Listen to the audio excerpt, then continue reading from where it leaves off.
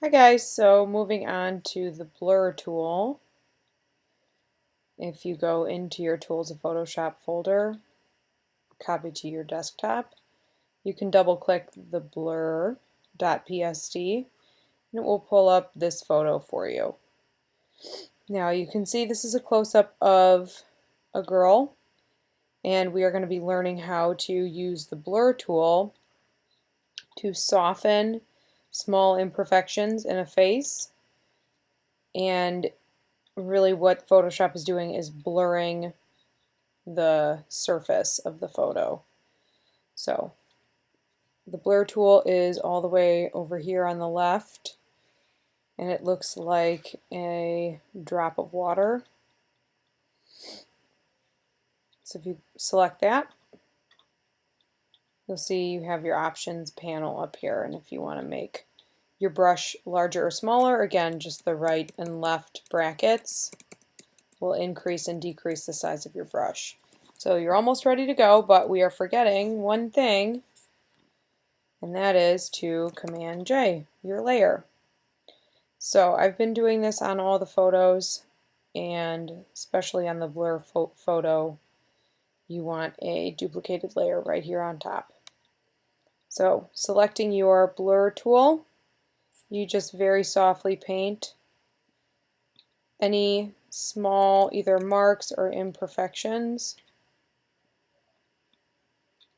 on the surface of the skin. And sometimes it helps if you zoom in. Nope, a little too far. And I see a small blemish right down there, so I'm going to go back to the blur tool.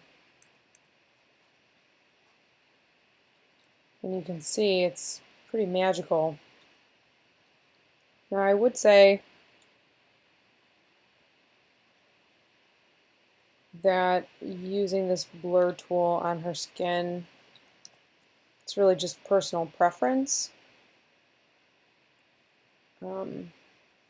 Those beauty marks and stuff, oftentimes people do leave those, as they almost create a distinction as to that person or something about that person. Like if it was her photo and she was asking the photographer to do this, she might not want those beauty marks to be removed or blurred, because that helps identify her as her.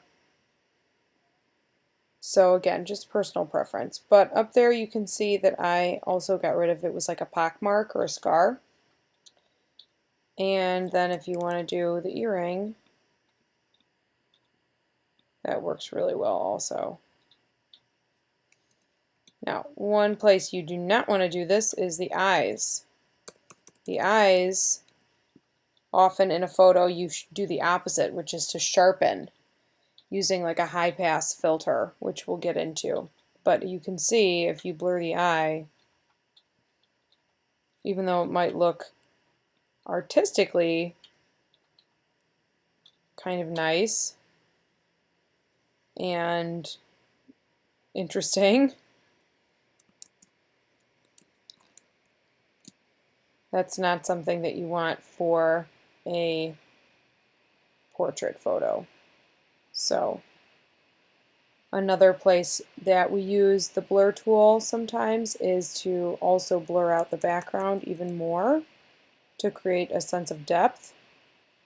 So sometimes you'll see backgrounds are naturally blurred from the camera if they have a shallow depth of field, which means that whatever is in the foreground is in focus, and then very soon after the foreground, everything else in the middle ground and the background is totally blurry.